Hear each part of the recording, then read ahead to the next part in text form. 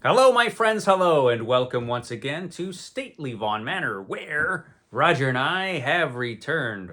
Because it's Wednesday, that means it's Epic Comic Book Wednesday. Every Wednesday, we'll talk about a certain comic book, graphic novel, or comic book subject. Steve Donoghue on his channel will talk about the same comic book, graphic novel, or comic book subject. It is our world's finest team up that we do once a week. And this week is Halloween week, Roger. It's almost Halloween, just a couple days away. So, we decided to talk about a classic monster as he appeared in the 1970s. That glorious time when Marvel Comics was publishing a bunch of monster and horror comic books. And they were glorious and fabulous, and I loved them. Marvel did quite well with The Tomb of Dracula, its greatest monster comic book of all. They also did pretty well with Werewolf by Night, great werewolf comic book. And if you have those two, well, you've got to have The Monster of Frankenstein. The Monster of Frankenstein, which is a comic book which was published beginning in 1973. Now, The Monster of Frankenstein didn't do quite as well as Dracula or the Werewolf, unfortunately. Although it started off great, and it was a pretty great comic book for 8 or 9 issues, and then decisions were made, and the monster himself became kind of less interesting, and the comic got very, very weird, and we'll talk about it. But it started off pretty great. So they got Mike Ploog, the great artist Mike Ploog, who in the 1970s did a bunch of horror and science fiction and fantasy stuff for Marvel Comics. And Mike Ploog, who did such great work on Werewolf by Night and Ghost Rider, and did actually a great run on the Planet of the Apes magazine. They got him to be the artist for Frankenstein. And the writer was it Gary Friedrich? Yes, Gary Friedrich was the writer. Mike Ploog was the artist. And let me show you the cover for the first issue because it was fantastic. So there's the cover for the first issue of The Monster of Frankenstein as it appeared in 1973. And of course, if you're a little kid and you see this, you're going to buy it because look at that. That's amazing. Mike Ploog's version of the monster was a bit different from the monster that you would see in the old Boris Karloff films. That was deliberate. Interesting version of the Frankenstein monster. And it's actually the monster as the monster appears in the first few issues of this comic is one of my favorite versions of this monster. Such an interesting character, and it was done actually really well in the first few issues of The Monster of Frankenstein. And this particular edition here is the collected edition that came out from Marvel Comics a few years ago. They've republished these comics a couple times. They had, when they did their black and white line, the Essential line, they had an Essential Monster of Frankenstein. And then this came out a few years ago, and this one is the better version. When did this come out? This is really tiny, this print. 2015. It came out in 2015. So 10 years ago now, my goodness. But it's a fantastic collection, and it's more complete than the edition that came out in the Essential Monster of Frankenstein. This has a couple Marvel team-up stories at the end, which are just, you need those. And unfortunately, they never did come out with a big old omnibus of this, which I would have enjoyed. A big hardcover, oversized collection would have been nice. But, I'll take this. The Monster of Frankenstein. And so when this comic begins, we have the fantastic artwork of Mike Ploog, who's just wonderful in this kind of thing. Mike Ploog, he couldn't do superhero comics because that just wasn't his style. But he was dynamite when it came to horror and fantasy. And we have an explorer who finds the Frankenstein monster in a block of ice, because monsters, they tend to end up in blocks of ice now and again, and that's what happens to the Frankenstein monster. It happens to him actually more than once in this series of stories. And this, we have a few pages of kind of a framing device for this story, where this guy gets this block of ice and he tells the story of his grandfather who encountered this creature and his creator, and he tells the story of the Frankenstein's monster. And what we get is kind of a jazzed up adaptation of Mary Shelley's original novel Frankenstein, and it's really, really cool.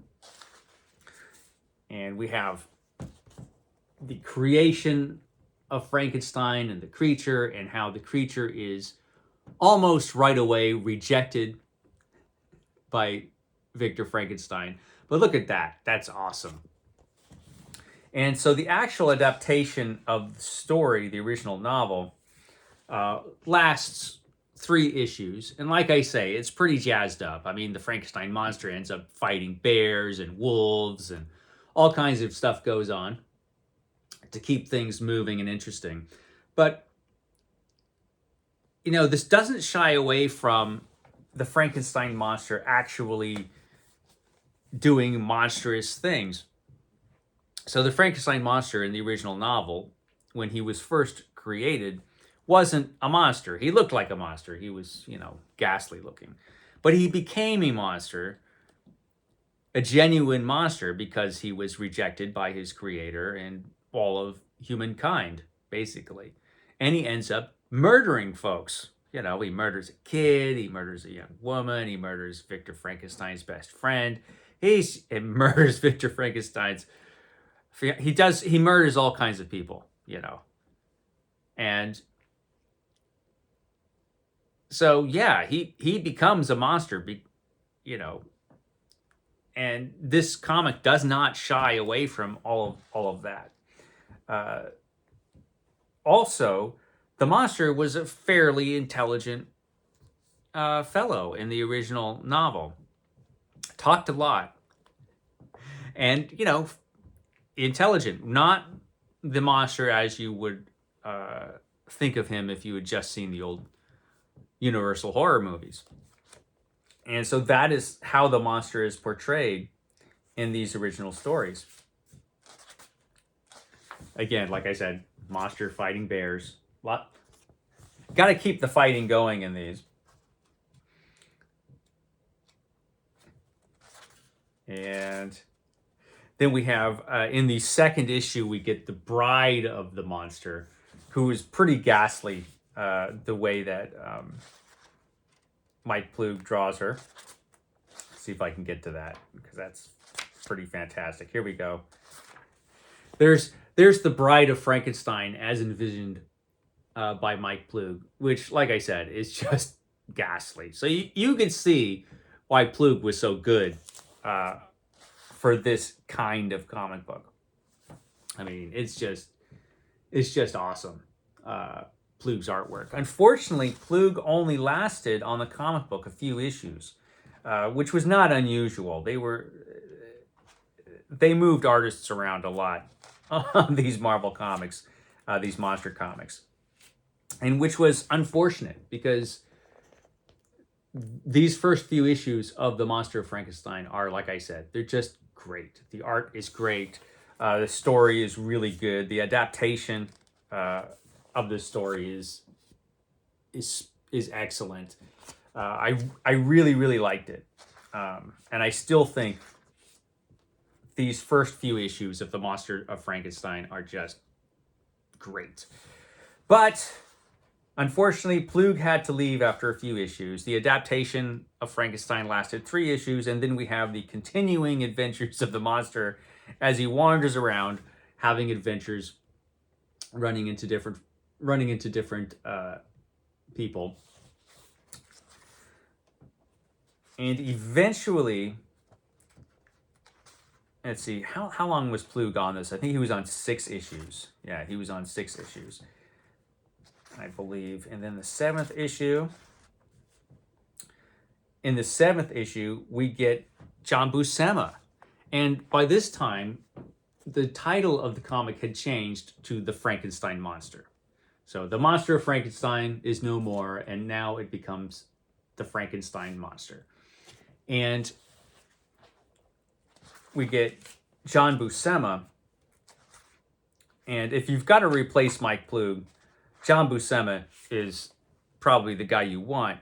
And then we get in the eighth issue, of course, the Frankenstein Monster meets Dracula, drawn by John Buscema, and that is particularly awesome. So we get a great battle between Dracula and the Frankenstein Monster. It's a pretty great issue, but I mean, great stuff. But something happens in this, in that the monster's vocal cords are damaged in a battle with Dracula. So by the end of issue 9, I think, by the end of issue 9, after another fabulous battle from the great artist John Buscema, the monster is left without a voice. And from issue 10 on, for a while, the monster can't talk. So we get basically the monster shambling into one story after another where he cannot speak. I'm not sure why this decision was made. And after this, the monster begins to resemble more and more the Boris Karloff monster from the first Frankenstein movie, which makes him a less interesting character. The monster is still intelligent, right? He just loses his voice.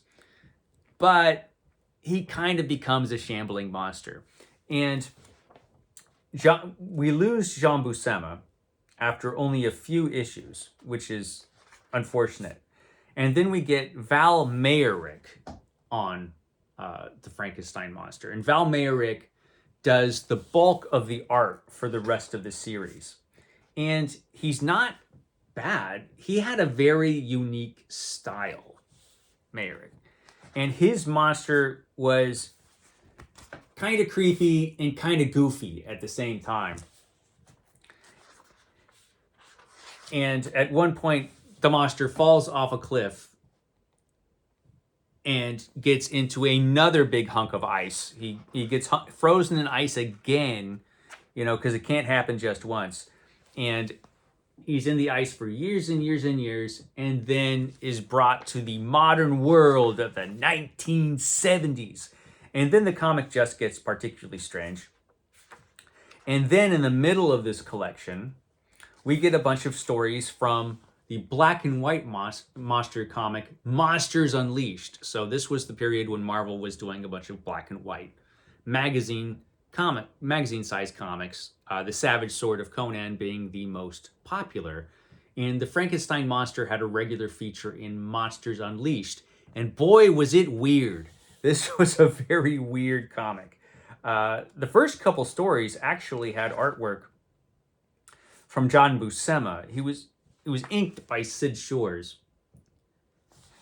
And John Buscema does a couple issues of Monsters Unleashed stories for Frankenstein. And then Val Mayerick returns. Actually, no, that's still John Buscema. Mayerick returns with Monsters Unleashed. What issue is this? Doesn't say. But Val Mayerick returns in Frankenstein 1974. And Mayerick does a series of really goofy stories. There's a series of stories where the Frankenstein's monster's brain is taken out of his head and another person's brain is put in his head. And then a mouse's brain gets stuck in Frankenstein's head. And then the Frankenstein monster's head. And then he gets his brain back. It's just, there's a lot of shifting of brains going on. And it's goofy. And the black and white stories were always kind of goofy. there was a memorable meeting of the Frankenstein monster and Werewolf by Night, which has been reprinted a few times. But the color comic book kept going on as the Frankenstein's monster, and Val Merrick continued to do the artwork. And for me personally, the Frankenstein monster wandering around in the 1970s wasn't particularly great. It was just an okay monster book. You know, for most of this time, the monster can't talk, does eventually get his voice back, but by then it was a little too late. By then the comic book was about to be canceled. And there's things about this comic that just it started off so good. First of all, I think shifting to the 1970s was probably a mistake. At least if you're going to do it where the monster can't talk and he's just a shambling monster. Now, remember, Marvel Comics at this time in the 1970s had a very successful comic book where you had a wandering monster, and that would be the Incredible Hulk. So you had the Incredible Hulk, who in his Hulkish DNA had a lot of the Frankenstein monster. And so you had the Hulk wandering around, great monster, superhero monster comic book where he wanders around, running into different people, having different adventures. And then you have the Frankenstein monster who's just shambling around, can't talk at all. It just seemed kind of like a lamer, weirder version of the Hulk at times. And it just didn't work. And eventually, the Frankenstein monster comic book got canceled, which is a shame because if they had kept up what they were doing in the first few issues, if they kept up that quality, it would have been a really excellent comic book, but they didn't. We do have a couple issues here at the end. This is issue 18, which is the last issue of the Frankenstein monster. But we have a couple stories at the end, which are Marvel team-up stories. If I could find the cover, yeah. Marvel team-up where Spider-Man meets the Frankenstein monster. Now, there's something about monster horror comic books from the 1970s. If a monster like Dracula or Frankenstein or the Wolfman shows up in a superhero's comic book, that's okay. If a superhero shows up in a monster comic book, it's the kiss of death. Like when Iron Man showed up in Werewolf by Night, you knew that comic book was just over, you know. Frankenstein shambled to his death before that, as far as the comic book was concerned. It was canceled before that. But then you had the monster of Frankenstein show up in a Spider-Man comic book, in this case, Marvel Team Up. And it actually was pretty fantastic. You had a sneering, evil villain, the Monster Maker, Baron Ludwig von Stupf,